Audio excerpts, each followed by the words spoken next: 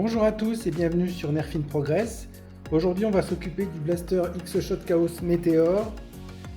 C'est pour moi chez X-Shot au niveau des versions Chaos, donc qui lancent des boules comme les rivales. Ça fait partie des deux blasters qui sont vraiment top avec le Orbit que j'ai aussi en mode fusil à pompe. C'est des blasters, le gros avantage c'est qu'ils sont vraiment pas chers quoi. Notamment celui-là, j'ai réussi à le choper en promo à 12,99 € chez Pickwick. Donc pour le coup c'est vraiment avantageux et c'est des super blasters, donc on va voir pour le modifier celui-là. Donc je le déballe et je vous montre ça. Donc voilà, j'ai terminé de déballer le blaster. Donc une petite notice. Ça explique, voilà, c'est tout. Donc là c'est en multilangue, pour le coup c'est pas mal. Comme j'avais eu avec le Orbit, vous avez des petits stickers qui sont livrés avec, qui vous permettent de personnaliser, bon s'il y en a déjà dessus, voilà, il n'y en a que d'un côté. Et donc du coup avec tout cela, vous pouvez vous faire votre petite déco comme vous avez envie, donc c'est pas mal du tout quoi. Par défaut, c'est un blaster qui embarque donc un chargeur intégré, après avec le même un peu le même système que sur le Orbit. Qui est livré avec le double de boules de ce qu'il peut emmener.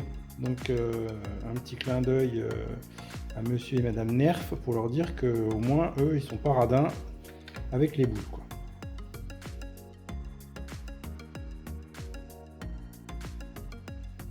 Donc ici bonne poignée, franchement on l'a bien en main, nickel. La détente, blocage de détente, voilà. D'un côté ou de l'autre, le bouton de désenraillement que je trouve assez bien placé sur ces blasters là, contrairement aux rivales où en général c'est derrière ou enfin c'est pas terrible. Là c'est vraiment voilà, vous l'avez directement sous le pouce par exemple. Le chargeur intégré ici, un petit rail tactique là, mais en fait qui n'est pas du tout un vrai rail tactique et compatible. En plus de ça, oui, il n'y a pas de cran, pas accroché. Pour le coup, il y a une mire et un guidon, donc normalement on doit pouvoir viser avec, ce qui est pas mal. Pour le charger, vous avez un bouton qui se trouve là dans le puits, il faut le prendre et venir l'enclencher jusqu'en bas. Vous relâchez, c'est bon. Ensuite, vous pouvez mettre directement les boules.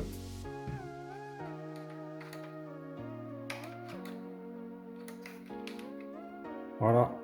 Vous en mettez 6. Est-ce que j'en ai mis 6? Ouais, j'en ai mis une de trop, je pense. Ensuite, grâce à ce bouton-là, ça va relâcher le ressort. Charger les billes dedans. Vous avez un autre petit bouton ici où j'essaie de regarder dans la notice, mais ça correspond à rien. En fait, il fait bouger une pièce au fond là,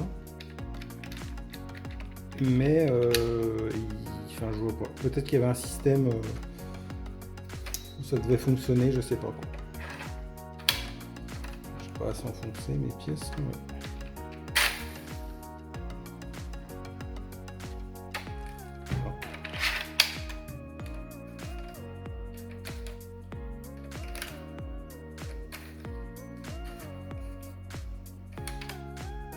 Ouais, je les avais pas mis enfoncés assez.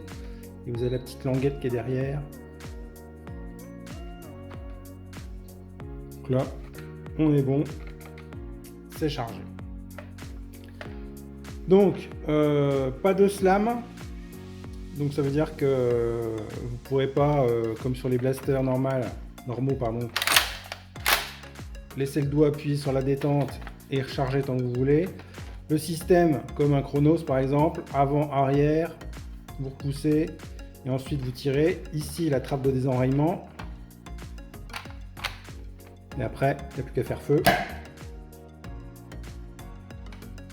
Et franchement, ça patate déjà pas mal.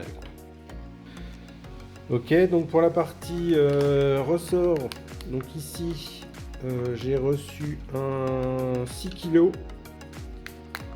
Comme d'habitude les petits sachets et il n'y a plus qu'à démonter. et à remplacer tout ça.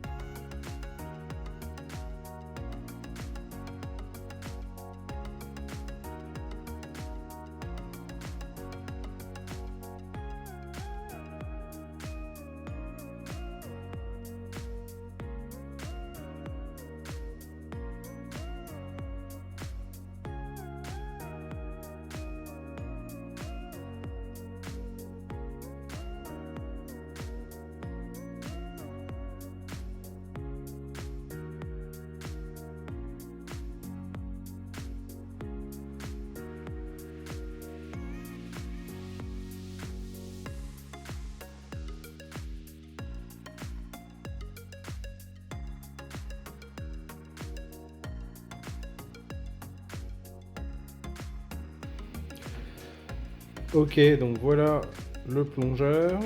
Comme on peut se rendre compte, en fait, on n'est pas, la tige n'est pas au centre, elle est un petit peu décalée, tout vers le bas. Là, comme d'habitude, on va mettre un peu de téflon parce que ça nage un petit peu, histoire d'avoir plus de compression. Je vais voir aussi pour retirer le restricteur d'air qui est au fond là. On va changer de ressort pour mettre celui-là.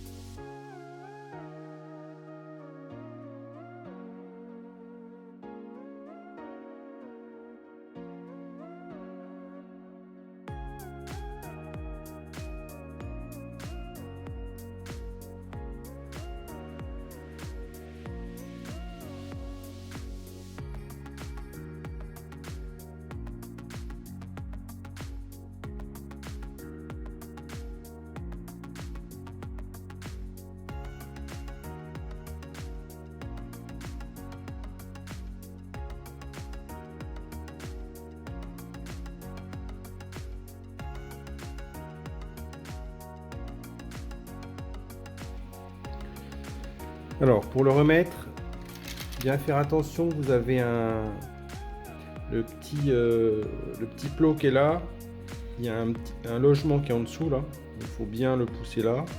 Et comme il y a la résistance du plongeur, voilà, pour la résistance du plongeur, bien faire gaffe avec le nouveau ressort, voilà. Le ressort vient derrière ces deux petits plots qui sont là, et la tige là, voilà, vient entre le plongeur et le ressort. Il faut bien caler. Voilà, il n'y a plus qu'à remonter et à faire des tests. Alors une petite astuce pour le remontage. Lorsque vous allez refermer le blaster, il est possible qu'en fait ça bloque dans cette partie là. Et en fait c'est lié à ces deux pièces là. Alors la première chose à faire, c'est celle-ci. Il faut vraiment la descendre. Et vous allez voir, là elle n'est pas complètement enfoncée. Il y a un petit cran là, vous voyez, il y a de l'appui derrière. Donc il faut vraiment la descendre. C'est pas facile d'une seule main. Je vais vous montrer. Descendre et appuyer pour qu'elle rentre bien dans son logement. Vous voyez là, elle n'est pas dedans.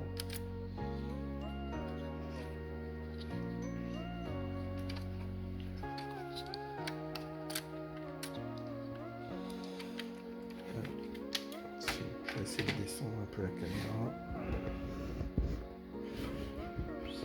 Voilà.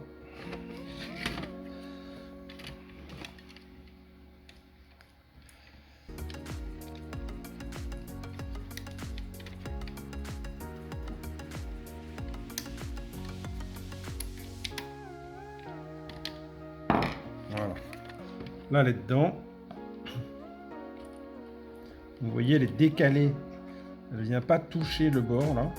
Elle est vraiment, on voit, elle est plus enfoncée. Et pareil pour celle-là, il faut que là, cette petite pente là soit avant la partie blanche. Donc il faut bien appuyer là et ensuite appuyer la pièce blanche. Voilà, pour que la pointe soit en dessous. Mais si jamais ces deux pièces là sont pas bien placées, vous ne pourrez pas refermer le blaster. Et en fait cette partie là, ça va bloquer le piston. Et il ne pourra pas revenir en arrière parce que ça c'est la sécurité qui fait que vous ne pouvez pas réarmer le blaster une fois que vous l'avez armé une fois. Et donc ça ne fonctionnera pas. Donc il faut vraiment avoir, vous voyez, faire attention parce que cette pièce là remonte. Donc il faut vraiment maintenir tout cet ensemble là bien en bas engagé, cette pièce là et cette pièce là, pour remonter le blaster. Voilà, bah écoutez, je remonte le blaster et puis on voit pour les tests après.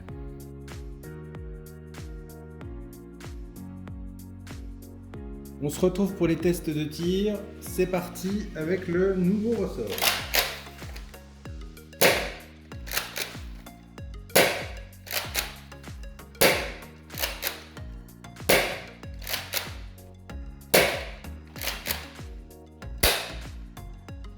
Eh ben nickel, ça marche super bien. Ça lui donne une super patate. Franchement, c'est vraiment top.